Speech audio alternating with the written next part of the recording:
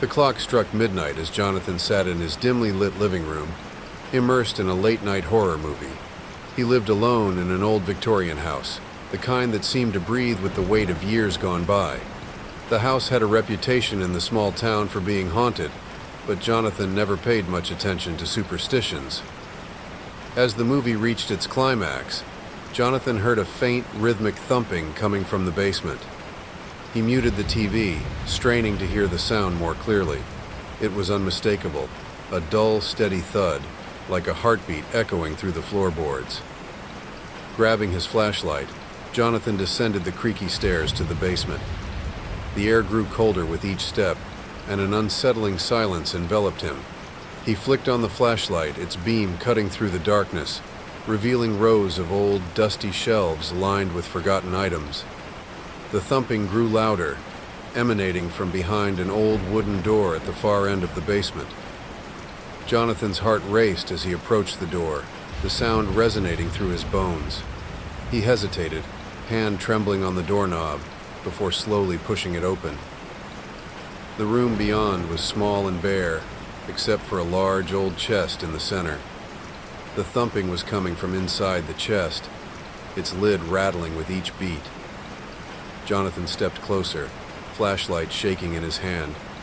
He took a deep breath and lifted the lid. Inside the chest was a pulsating mass of flesh, veins throbbing with an eerie crimson glow. It seemed alive, yet horribly wrong, an abomination that defied explanation. The mass quivered, and a pair of eyes opened on its surface, fixing on Jonathan with a malevolent gaze. Jonathan stumbled back, dropping the flashlight. The beam flickered and danced across the walls as he scrambled to his feet. The mass began to swell, tendrils of flesh reaching out towards him. He turned and ran, heart pounding, barely making it out of the room before the door slammed shut behind him. He raced up the stairs and into the living room, slamming the basement door shut. He leaned against it, breathing heavily, trying to process what he had seen. The thumping had stopped, but a chilling silence now filled the house. Jonathan knew he couldn't stay here. He grabbed his car keys and bolted out the front door, jumping into his car and speeding away. As he drove through the empty streets, he glanced in the rearview mirror, half expecting to see the mass following him, but there was nothing. He pulled over to the side of the road, hands trembling, and dialed the police. 911, what's your emergency? A calm voice answered. Jonathan tried to explain, but his words came out in a jumbled rush. There's something in my basement. It's alive. You have to send someone. Sir, please stay calm. We're dispatching an officer to your location, the operator assured him. Jonathan waited, eyes darting nervously between the road and the rearview mirror. After what felt like an eternity, a police car pulled up behind him. An officer stepped out and approached his car. Sir, are you all right? The officer asked, concern etched on his face. There's something in my house, Jonathan stammered. In the basement. It's like nothing I've ever seen. The officer nodded, signaling for Jonathan to follow him back to the house. They arrived to find the front door ajar, a faint, eerie light spilling out from within. The officer drew his weapon and entered the house, with Jonathan close behind. The basement door stood open, and the thumping had resumed, louder than ever. The officer motioned for Jonathan to stay back as he descended the stairs. Moments later, Jonathan heard a horrified scream followed by a sickening crunch. Jonathan backed away, eyes wide with terror, as the officer's mangled body was flung from the basement. The mass of flesh slithered up the stairs, grotesque tendrils reaching out, pulling itself into the living room. Jonathan ran, his only thought to escape, but the front door slammed shut before he could reach it. He turned to see the mass filling the room, growing larger, eyes multiplying across its surface, all fixed on him. In a final act of desperation, Jonathan grabbed a heavy lamp and hurled it at the mass. The lamp shattered, electricity sparking as the room was plunged into darkness. The last thing Jonathan saw was the mass surging towards him, tendrils enveloping him, pulling him into its horrific embrace. The house stood silent once more, the thumping fading into the stillness of the night. Outside, the wind whispered through the trees, carrying with it the echoes of Jonathan's final screams. In the days that followed, Jonathan's disappearance became the talk of the town. The police investigated, but there was no trace of him.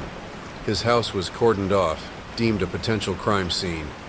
Yet whispers of supernatural occurrences began to circulate, adding to the house's notorious reputation.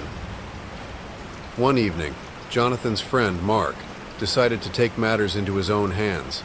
Skeptical of the rumors, he believed there had to be a logical explanation for Jonathan's disappearance. Armed with a flashlight and a sense of determination, Mark approached the old Victorian house. The front door creaked open, revealing the dark, empty interior. Mark called out Jonathan's name, but only the echo of his voice responded. He made his way to the basement, steeling himself for whatever he might find. The basement door stood ajar, the familiar thumping sound greeting him as he descended the stairs. The flashlight beam wavered as he navigated through the cluttered space. The old wooden door at the far end loomed ahead, and Mark pushed it open, revealing the same small, bare room with the chest in the center. The thumping grew louder as Mark approached the chest. Unlike Jonathan, Mark hesitated, a sense of dread washing over him. He opened the chest cautiously, revealing the pulsating mass of flesh.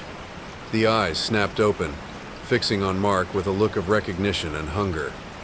Mark stumbled back, the chest lid slamming shut. He turned to flee, but the door behind him closed with a deafening bang. The mass began to pulse more violently, tendrils snaking out from the chest, spreading across the floor. Desperation fueled Mark's actions. He grabbed a metal rod from a nearby shelf and swung it at the tendrils. The impact sent a jolt through his arm, but the tendrils recoiled momentarily. Seizing the opportunity, Mark rushed towards the door, but a tendril wrapped around his ankle, yanking him to the ground. Mark screamed, kicking at the tendril, but it tightened its grip, dragging him closer to the chest. In a final, desperate move, he reached for his pocket knife and slashed at the tendril. The mass shrieked, a high-pitched, otherworldly sound, and released its hold on him. Gasping for breath, Mark scrambled to his feet and bolted for the stairs. The mass surged behind him, but he managed to reach the top and slam the basement door shut. He barricaded it with furniture, his heart pounding in his chest.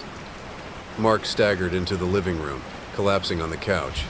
The house was silent once more, but he knew it wasn't over. He had to warn the others, had to get help to deal with whatever was lurking in that basement.